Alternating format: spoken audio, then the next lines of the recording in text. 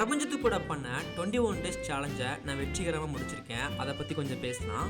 அதே மாதிரி இன்னைக்கான டே எனக்கு எப்படி போகுது அப்படிங்கிறதையும் பார்க்கலாம். வாழ்க்கையை மாற்றக்கூடிய 21 டேஸ் சேலஞ்ச்.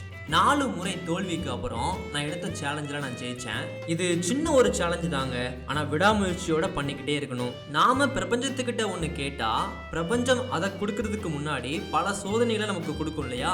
அதே மாதிரி தான் எனக்கு பல பிரச்சனைகளை வந்து கொடுக்க ஆரம்பிச்சிச்சு. சரி, என்ன சேலஞ்சுன்னு தானே கேட்குறீங்க? என் வாழ்க்கையில் இருக்கிற இருட்டை விரட்டுறதுக்கு நான் இருட்டை பார்க்கணும். இதுதாங்க சேலஞ்சு. இது என்ன ப்ரோ புதுசாக இருக்கு அப்படின்னா, ஒன்றும் இல்லைங்க. காலையில் 5 மணிக்கு பிரம்ம முகூர்த்தத்தில் எந்திரிக்கணும். எஸ், ஸ்டார்ட் பண்ணும்போது ரொம்ப ஈஸியாக தாங்க இருந்துச்சு. ஆனால் அது பண்ணும்போது தான் அதில் என்ன கஷ்டம் இருக்குது அப்படிங்கிறத புரிஞ்சுச்சு.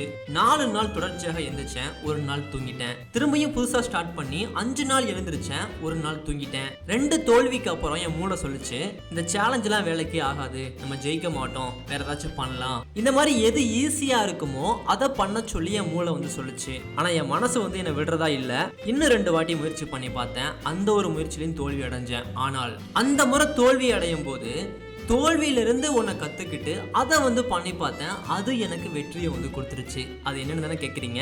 நீங்கள் அதிகாலை எழுந்திருக்க ஆசைப்படுறீங்க, ஆனால் எழுந்திருக்க முடியல. ஆனால் கண்டிப்பாக எழுந்திருக்க ஆசைப்படுறீங்க அப்படின்னா நீங்கள் எழுந்திரிச்ச 1 மினிட்டுக்குள்ள உங்கள் முகத்தை வந்து வாஷ் பண்ணிடுங்க. உங்கள் போர்வை தலகாணியை மடித்து வச்சுருங்க. இது 2 நீங்கள் பண்ணிட்டாலே தூக்கம்லாம் வந்து காணாமல் போயிருங்க. ஒரு அலுப்பு இருக்கும் தெரியுமா? அந்த அலுப்பு, தூக்கம் எல்லாமே வந்து காணாமல் போயிடும். காலையில் 5 மணிக்கே, காலையில் 10 மணி மாதிரி ஃபீல் பண்ண ஆரம்பிச்சிருவீங்க. அதுக்கப்புறம் வேலையை வந்து ஸ்டார்ட் பண்ணிடலாம். ஸோ இந்த ஒரு ட்ரிக் தான் நான் சீக்கிரம் எழுந்திருக்க எனக்கு ஹெல்ப் பண்ணுச்சு. நீங்களும் ட்ரை பண்ணி பார்த்துட்டு சொல்லுங்க. இன்னும் சில பேர் வந்து கேட்பாங்க, ப்ரோ நான் காலையில எழுந்திருச்சு என்ன பண்றது, எனக்கு பண்றதுக்கு எதுவுமே இல்லையே, இந்த மாதிரி கேட்பாங்க. ஆனால் பண்றதுக்கு எதுவுமே இல்லாத ஒரு வாழ்க்கையை நீங்க வாழ்ந்துகிட்டு இருக்கீங்க அப்படின்னா நீங்க ஒரு டேஞ்சரான இடத்துல வந்து இருக்கீங்க. உங்க வாழ்க்கையில தவறான ஒரு வழியை வந்து தேர்ந்தெடுத்திருக்கீங்க. நம்ம எடுத்துக்கிற பிறவி வந்து ஒரே ஒரு பிறவி தாங்க. அதுல பண்ணக்கூடிய விஷயங்கள் எக்கச்சக்கமான விஷயங்கள் இருக்கு. நீங்க பிசினஸ் பண்ண ஆசைப்படுறீங்களா?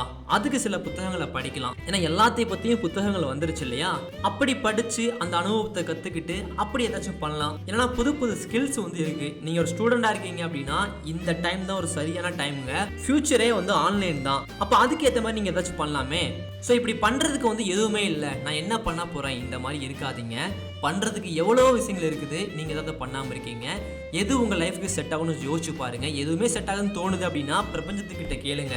என் லைஃப்ல நான் நிம்மதியா சந்தோஷமா பணக்காரனா வாழணும், அப்படி வாழ்றதுக்கு ஏற்ற மாதிரி ஒரு வாழ்க்கை கொடு. நான் 21 நாட்கள் காலையில் 5 மணிக்கு எழுந்திருக்கிறேன், இந்த மாதிரி கேளுங்க. பிரபஞ்சம் வந்து கொடுக்கும். ஒண்ணு மட்டும் கடைசி சொல்லிடுறேங்க. இந்த பிரபஞ்சத்துல எல்லாமே இருக்குதான். ஆனா இந்த உலகத்துல இருக்கிற எந்த உயிரினமும் இந்த பிரபஞ்சத்துல இருக்கிற எல்லாமே எனக்கு கிடைக்கும்னு சொல்லிட்டு அப்படியே உட்கார்ந்துட்டு இருக்காது.